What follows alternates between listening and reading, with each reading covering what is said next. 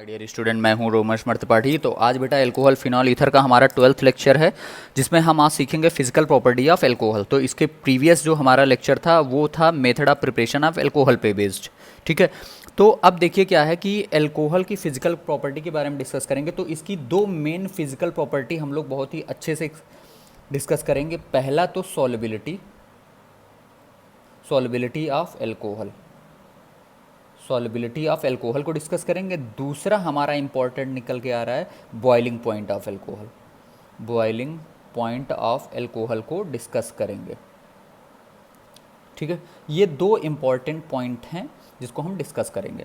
But कुछ information है alcohol के बारे में, वो देख लीजिएगा कि C1 से लेके C11 एल्कोहल तक, मतलब methyl, ethyl, propyl, butyl alcohol, C1 to C11 alcohols जो होते हैं, alcohol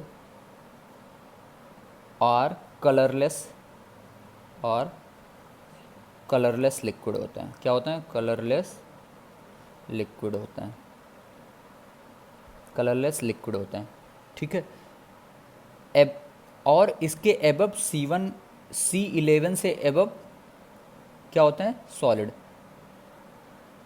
above this alcohol, above this or solid, और सॉलिड। मतलब अगर मैं C12 वाला एल्कोहल पूछूं तो वो क्या हो जाएगा? सॉलिड हो जाएगा। मतलब मेथाइल हुआ, जैसे फॉर एग्जांपल मैं लिख दूँ, जैसे ये मेथाइल हुआ, मेथाइल एल्कोहल एक कार्बन का हो गया। एथाइल एल्कोहल C2H5OH, ये दो कार्बन का हो गया। ये C3H7OH, ये क्या 3 कार्बन का हो गया। एंड सो ऑन, C11 तक का जो एल्कोहल होगा वो क्या होगा बेटा? कलरलेस लिक्विड होगा। और C11 के जैसे ही ऊपर जाओगे C12, C13, वो क्या हो जाते हैं? वो सॉलिड हो जाते हैं। ये पॉइंट है, फैक्ट है एल्कोहल के बारे में। दूसरी चीज़, जो मोनोहाइड्रिक एल्कोहल होते हैं, मोनोहाइड्रिक एल्कोहल जिसमें एक OH होता है, तो क्या होते हैं? Density of monohydric alcohol, density of monohydric alcohol. Monohydric alcohol का मतलब समझ रहे हो आप लोग? मोनोहाइड्रिक एल्कोहल का मतलब जिसमें एक OH ग्रुप प्रेजेंट हो, तो ये सब मोनोहाइड्रिक एल्कोहल हैं। तो डेंसिटी ऑफ मोनोहाइड्रिक एल्कोहल जो होता है is less than water, is less than water. ये दो पॉइंट आप थोड़ा सा ध्यान रखेंगे। ठीक है, फिर अब मेन जो पॉइंट है हमारा वो सॉलिबिलिटी पे बेस्ड है और बॉइलिंग पॉइंट। तो हम पहला डिस्कस करेंगे solubility of alcohol in water. हम लोग डिस्कस करेंगे सॉलिबिलिटी के बारे में। तो सॉलिबिलिटी ऑफ एल्कोहल, जो alcohols are soluble in water, जो एल्कोहल होते हैं वो वाटर में सॉलिबल होते हैं। क्यों? Due to hydrogen bonding. तो पहली चीज़ आपको समझ में आ गई, एल्कोहल वाटर में सॉलिबल होता है। रीज़न क्यों सॉलिबल होता है? Due to hydrogen bonding. ठीक है, तो अब मैं बता दूं कि आपके पास 4 एल्कोहल लगभग हैं।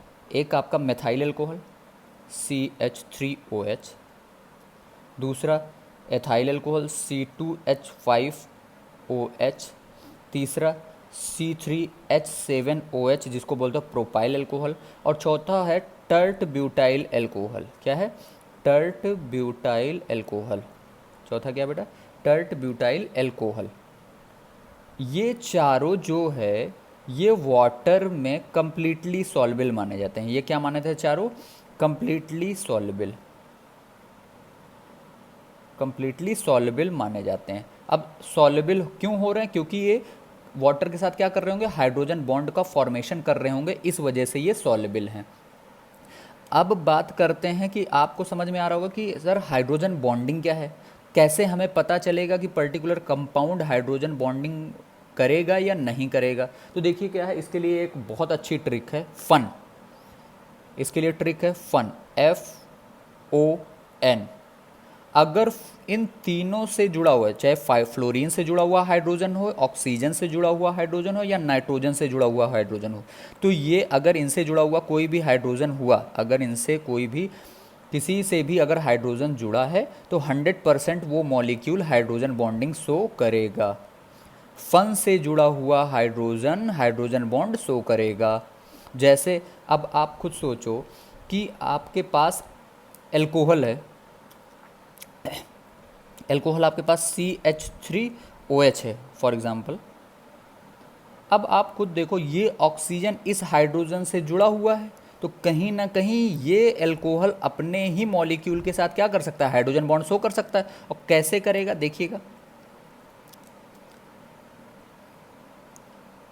ये आप हाइड्रोजन बॉन्ड शो करेगा। अब हाइड्रोजन बॉन्ड शो करने के पीछे का लॉजिक क्या है कि ऑक्सीजन और हाइड्रोजन में मोर इलेक्ट्रोनेगेटिव कौन हो जाता है, ऑक्सीजन, और हाइड्रोजन पे क्या आ जाएगा, पार्शियल पॉजिटिव चार्ज आ जाएगा। ऐसे ही अगर मैं बात करूं कि दूसरा मॉलिक्यूल होगा अगर एल्कोहल का, तो वो देखिएगा कैसे होगा। इसको थोड़ा सा मैं बता देता हूँ क्योंकि इसका बेंट शेप होता है, CH3OH।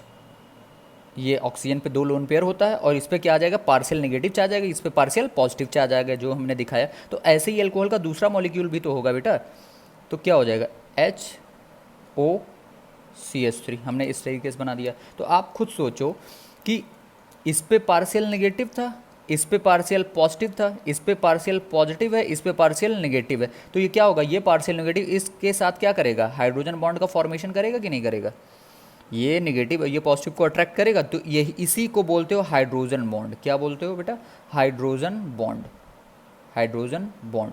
तो आपको क्या लगा कि जो एल्कोहल होता है वो अपने ही मॉलिक्यूल के साथ मिलकर हाइड्रोजन बॉन्ड का फॉर्मेशन करता है। ठीक है, तो क्या मेन पॉइंट निकल के आया सॉल्युबिलिटी में कि एल्कोहल्स जो होते हैं जनरली वाटर में सॉल्युबल होते हैं। क्यों होते हैं, ड्यू टू हाइड्रोजन बॉन्डिंग।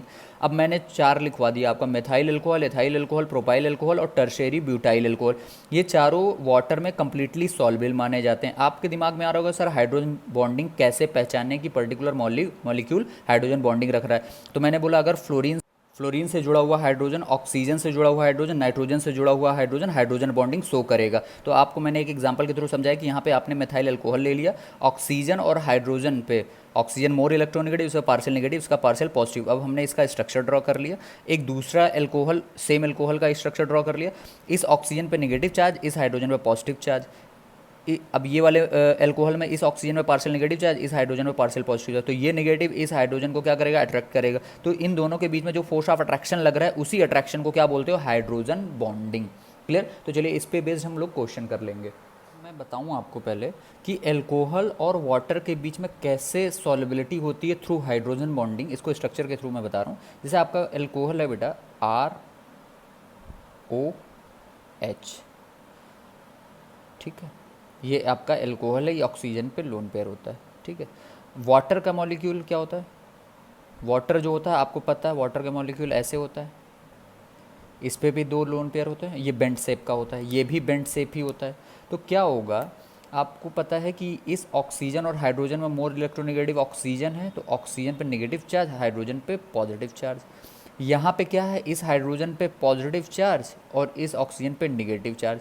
अब ये क्या होगा कि ये ऑक्सीजन इस हाइड्रोजन के साथ क्या करेगा, हाइड्रोजन बॉन्ड बनाएगा। इन्हीं ऑक्सीजन और हाइड्रोजन के बीच में जो फोर्स ऑफ अट्रैक्शन लग रहा है, इन्हीं को आप बोलते हो हाइड्रोजन बॉन्ड। क्या बोलते हो, हाइड्रोजन बॉन्ड, हाइड्रोजन बॉन्ड। ठीक है बेटा, इस हाइड्रोजन बॉन्ड की वजह से ये एल्कोहल वाटर में सॉल्युबल होता है। अब हाइड्रोजन बॉन्ड मैंने बता दिया, देखो ऑक्सीजन से जुड़ा हुआ हाइड्रोजन है, यहाँ पे भी ऑक्सीजन से जुड़ा हुआ हाइड्रोजन है, तो कहीं ना कहीं ये दोनों हाइड्रोजन बॉन्ड कर लेंगे, जिसकी मैंने कंडीशन बताई थी ट्रिक के फॉर्म में, फन से जुड़ा हुआ हाइड्रोजन हाइड्रोजन बॉन्ड शो करेगा। ठीक है, और एक और नेक्स्ट बात मैं बताऊँ आपको कि आर मतलब क्या होता है यहाँ पे, एल्काइल। क्या होता है, एल्काइल।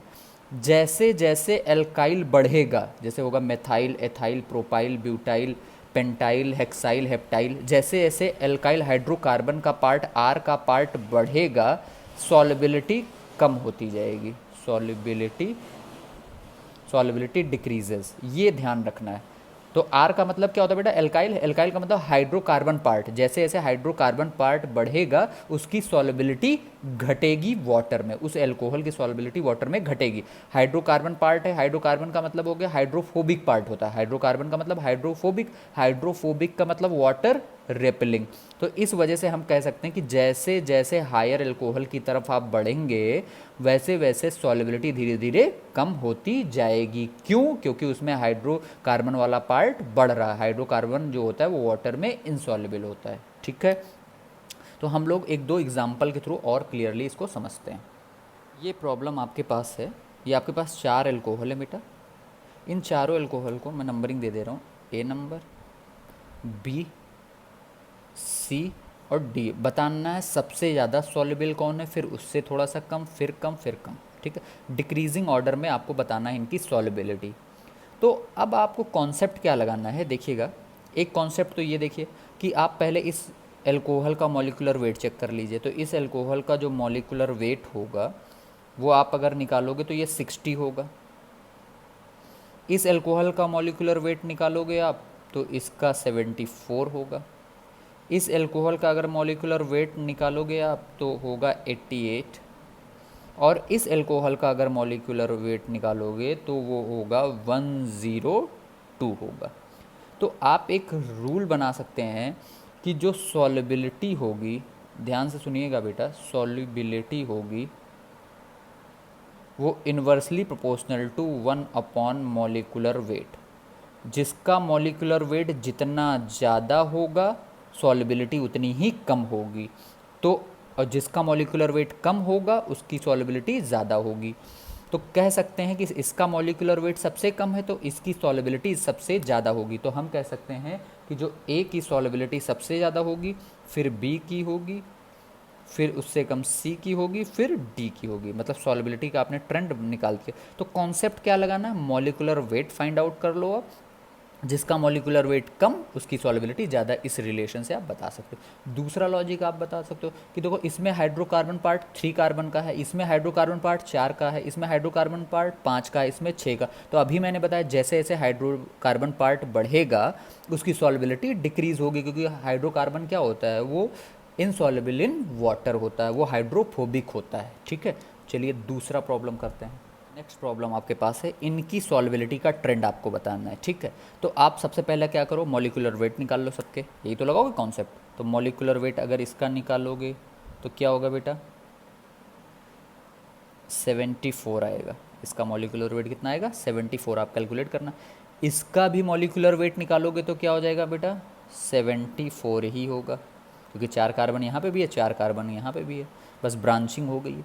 यहाँ पे इसका भी मॉलिक्यूलर वेट 74। तो अब कैसे बताओगे कि चारों के मॉलिक्यूलर वेट सेम हो गए, तो कैसे आप जस्टिफाई करोगे कि किसकी सॉल्युबिलिटी ज़्यादा है। तो देखिएगा कि अगर सॉल्युबिलिटी किसके डायरेक्टली प्रोपोर्शनल हो जाएगी, कब आपको कॉन्सेप्ट लगाना, जब सबके मॉलिक्यूलर वेट सेम हो जाएंगे तब आपको क्या कॉन्सेप्ट लगाना है, तब आपको लगाना कि solubility directly proportional to side chain. Side chain या कह सकते हो ब्रांचिंग, या कह सकते हो क्या, ब्रांचिंग। साइड चेन को ही क्या कह सकते हो बेटा, ब्रांचिंग। जितनी ज़्यादा ब्रांचिंग बढ़ेगी उसकी सॉल्युबिलिटी उतनी ही ज़्यादा होगी। क्यों, क्योंकि सरफेस एरिया कम हो जाएगा, सरफेस एरिया कम तो सॉल्युबिलिटी ज़्यादा। अब देखो आपको लग रहा होगा कि यहाँ पे तो कोई ब्रांचिंग है नहीं, यहाँ पे क्या साइड चेन, एक ही मिथाइल है, यहाँ पे साइड चेन क्या है, यहाँ पे साइड चेन ज़्यादा, मतलब ब्रांचिंग यहाँ पे ज़्यादा है। तो यहाँ पे सरफेस एरिया कम, सरफेस एरिया कम तो कहीं ना कहीं सॉल्युबिलिटी बेटा ज़्यादा। क्लियर कि नहीं क्लियर, मैंने बोला कि आपको क्या करना, साइड चेन पहले यहीं से देख लो, साइड चेन या ब्रांचिंग। ब्रांचिंग जिसमें सबसे ज़्यादा, देखो इस कार्बन से OH लगा हुआ, यहाँ पे ब्रांचिंग है, यहाँ पे एक ही ब्रांचिंग, यहाँ पे कोई ब्रांचिंग नहीं। तो ब्रांचिंग जितना ज़्यादा होगा उसकी सॉल्युबिलिटी भी उतनी ही ज़्यादा होगी। कब लगाओगे कॉन्सेप्ट, जब सबके मॉलिक्यूलर वेट सेम हो जाएंगे। तो सबसे ज़्यादा मॉलिक्यूलर वेट इसका, फिर इसका, ठीक है बेटा। चलिए नेक्स्ट प्रॉब्लम करते हैं। प्रॉब्लम को करिए, इसमें भी आपको सॉल्युबिलिटी का ट्रेंड बताना है। तो देख के लग रहा है कि यहाँ पे एक OH है, यहाँ पे 2 OH है, यहाँ पे 3 OH हैं, ठीक है बेटा। तो जैसे ही नंबर ऑफ OH ग्रुप अगर इंक्रीज कर रहा है तो कहीं ना कहीं हाइड्रोजन बॉन्डिंग भी बहुत ज़्यादा होगी, hydrogen bonding increases, hydrogen bonding भी क्या होगा, इंक्रीज होगा। और जिस भी मॉलिक्यूल में जितना ज़्यादा हाइड्रोजन बॉन्डिंग होगा उसकी सॉल्युबिलिटी वाटर के साथ उतनी ही ज़्यादा होगी। तो इस केस में 3 OH है, मतलब यहाँ पे हाइड्रोजन बॉन्डिंग बहुत ही ज़्यादा होगी। हाइड्रोजन बॉन्डिंग ज़्यादा होगी मतलब वाटर के मॉलिक्यूल और इस एल्कोहल के मॉलिक्यूल के बीच में ज़्यादा फोर्स ऑफ अट्रैक्शन होगा, तो कहीं ना कहीं ज़्यादा उसकी सॉल्युबिलिटी हो जाएगी। तो आप सिर्फ देखोगे क्या, नंबर ऑफ OH जिसमें ज़्यादा होगा उसमें हाइड्रोजन बॉन्डिंग भी ज़्यादा होगी और उसकी सॉल्युबिलिटी भी ज़्यादा होगी। ये कॉन्सेप्ट कब लगाना है, जब आपको देखना कि more than 1 OH group present हैं। तो आपकी सबसे ज़्यादा सॉल्युबिलिटी किसकी, इसकी, फिर इसकी, ठीक है बेटा। तो सॉल्युबिलिटी का कॉन्सेप्ट तो आपको क्लियर हो ही गया होगा। अब मैं बात करने वाला हूँ बॉइलिंग पॉइंट का, उस पर भी बेस्ड क्वेश्चन पूछे जाते हैं। तो हम नेक्स्ट चलेंगे बॉइलिंग पॉइंट के बारे में डिस्कस करेंगे। बेटा हम नेक्स्ट कॉन्सेप्ट पढ़ेंगे बॉइलिंग पॉइंट के बारे में। ये आपके पास 4 अल्कोहल दिए हुए हैं, अब आपको बताना है इसमें सबसे ज़्यादा बॉइलिंग पॉइंट किस में है। तो आपको एक चीज़ तो पता चल गया बेटा, सब OH हैं तो सब अपने ही मॉलिक्यूल के साथ हाइड्रोजन बॉन्डिंग कर रहे होंगे, सारे के सारे अंदर हाइड्रोजन बॉन्डिंग हो रही होगी। अब बात करते हैं कि बॉइलिंग पॉइंट कैसे डिफाइन करोगे, किसका ज़्यादा है। तो आप देखोगे बॉइलिंग पॉइंट के लिए की कॉन्सेप्ट है, देखिएगा कि बॉइलिंग पॉइंट जो होगा उनका ज़्यादा होगा जिनका मॉलिक्यूलर वेट ज़्यादा होगा, जिनका मॉलिक्यूलर वेट ज़्यादा उनका बॉइलिंग पॉइंट ज़्यादा। तो अच्छा आपको देख के लग रहा है इन चारों मॉलिक्यूल में सबसे ज़्यादा कार्बन यहाँ पे है, तो कहीं ना कहीं इसका मॉलिक्यूलर वेट ज़्यादा होगा इन कंपैरिजन टू इसके। तो अगर इसका मॉलिक्यूलर वेट ज़्यादा तो इसका बॉइलिंग पॉइंट ज़्यादा। तो बॉइलिंग पॉइंट के कॉन्सेप्ट में क्या लगाओगे, जिनका भी मॉलिक्यूलर वेट ज़्यादा होगा उसका बॉइलिंग पॉइंट भी ज़्यादा होगा। तो ये आप कॉन्सेप्ट ध्यान रखिएगा, ठीक है। नेक्स्ट प्रॉब्लम करते हैं। देखिए ये नेक्स्ट प्रॉब्लम आपके पास है बेटा, ये प्रॉब्लम करिए कि इसमें सबसे ज़्यादा बॉइलिंग पॉइंट किसका बताना। तो आपको अभी मैंने बताया कि बॉइलिंग पॉइंट कैसे चेक करना, जिनका मॉलिक्यूलर वेट ज़्यादा उनका बॉइलिंग पॉइंट ज़्यादा। तो आप इसका अगर मॉलिक्यूलर वेट देखोगे तो इसका मॉलिक्यूलर वेट बेटा आएगा 74। यहाँ पे देखोगे तो इसका भी मॉलिक्यूलर वेट क्या आ जाएगा 74। यहाँ पे भी देखोगे मॉलिक्यूलर वेट क्या आ जाएगा 74। तो इस केस में क्या हो गया कि तीनों के तीनों मॉलिक्यूलर वेट सेम हो गए। अब कैसे आप बताओगे, कौन सा कॉन्सेप्ट लगाओगे कि किसका बॉइलिंग पॉइंट ज़्यादा है, ठीक है। तो आप देखो बॉइलिंग पॉइंट के लिए कॉन्सेप्ट क्या है कि boiling point inversely proportional to number of branching, number of branching, मतलब जिसम उसका बॉइलिंग पॉइंट ज़्यादा होगा जिसमें ब्रांचिंग सबसे कम होगी, उसका बॉइलिंग पॉइंट उतना ही ज़्यादा होगा। मैंने क्या बताया, जिसमें ब्रांचिंग सबसे कम होगी उसका बॉइलिंग पॉइंट ज़्यादा होगा। तो आपको देख लग रहा है कि यहाँ पे ब्रांचिंग सबसे ज़्यादा है, उससे कम ब्रांचिंग यहाँ पे कोई भी ब्रांचिंग नहीं है। ब्रांचिंग ना होने की वजह से इसका सरफेस एरिया बढ़ गया, सरफेस एरिया बढ़ गया तो बॉइलिंग पॉइंट भी बढ़ गया। तो सबसे ज़्यादा बॉइलिंग पॉइंट क्या है बेटा, इसका है, फिर इसका। समझ में आ गया। तो बॉइलिंग पॉइंट का सेकंड कॉन्सेप्ट क्या कहता है, अगर मॉलिक्यूलर वेट सेम है, if molecular weight same, if molecular weight same है तो क्या कॉन्सेप्ट लगाओगे, तो हम लगाएंगे ब्रांचिंग का कॉन्सेप्ट लगाएंगे कि जिसमें ब्रांचिंग सबसे ज़्यादा होगी उसका बॉइलिंग पॉइंट उतना ही कम होगा। इस केस में सबसे कम बॉइलिंग पॉइंट इसका होगा। क्लियर। चलिए नेक्स्ट प्रॉब्लम करते हैं।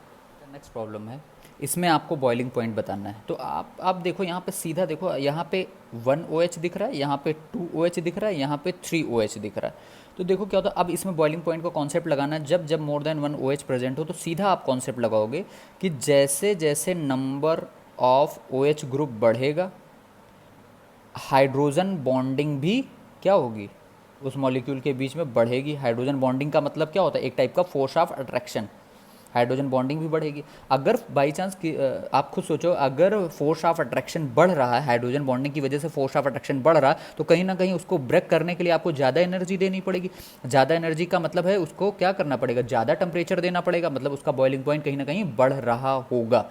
तो फोर्स ऑफ अट्रैक्शन जितना ज़्यादा हो जाएगा उसका बॉइलिंग पॉइंट भी उतना ही ज़्यादा हो जाएगा। तो नंबर ऑफ OH ज़्यादा तो हाइड्रोजन बॉन्डिंग भी ज़्यादा, तो उसका बॉइलिंग पॉइंट भी ज़्यादा। तो आपको देख के लग रहा होगा यहाँ पे 3 OH है, तो इसमें हाइड्रोजन बॉन्डिंग सबसे ज़्यादा होगा, इस मॉलिक्यूल के बीच में फोर्स ऑफ अट्रैक्शन सबसे ज़्यादा होगा, और जिसमें भी फोर्स ऑफ अट्रैक्शन सबसे ज़्यादा होगा उसका बॉइलिंग पॉइंट भी ज़्यादा होगा। तो सबसे ज़्यादा बॉइलिंग पॉइंट ये, फिर ये, फिर ये। क्लियर बेटा। तो हमने आपको एल्कोहल की फिजिकल प्रॉपर्टी के बारे में सारा डिटेल एक्सप्लेन कर दिया। नेक्स्ट जो हमारा होगा वो केमिकल प्रॉपर्टी ऑफ एल्कोहल हो गया, जो कि बहुत इंपॉर्टेंट होगा।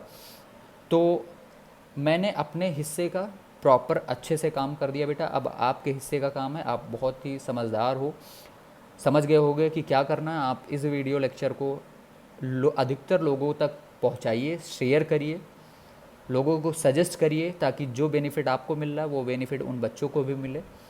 चलिए आप अच्छे से प्रिपेयर करिए। All the best, God bless you.